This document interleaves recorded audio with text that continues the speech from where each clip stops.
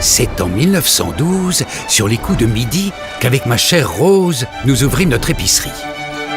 Et après seulement quelques années, notre premier enfant naissait. En 1924, l'épicerie devint un salon de thé. Et notre petite Delphine, oh la voici, entra dans sa 8e année. Mais elle préférait les sorbets.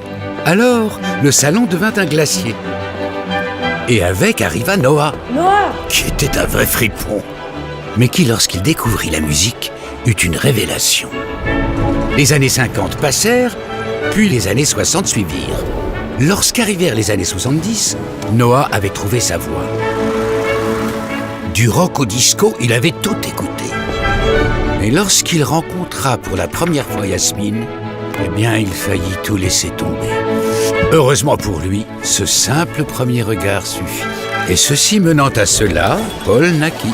Il était très doué pour le flipper, mais beaucoup moins pour les maths. Voyez-vous, il était plutôt un pilote de vaisseau spatial, un expert 8 bits en art martial. Alors il ouvrit une salle d'arcade, jusqu'à ce qu'un certain film lui fasse faire volte-face.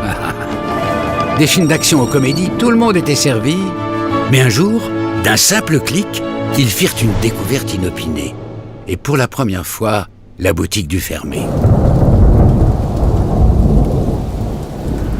Vous pouvez penser qu'ici s'achève notre route. Mais notre histoire n'est pas un chemin tout tracé. C'est un cycle.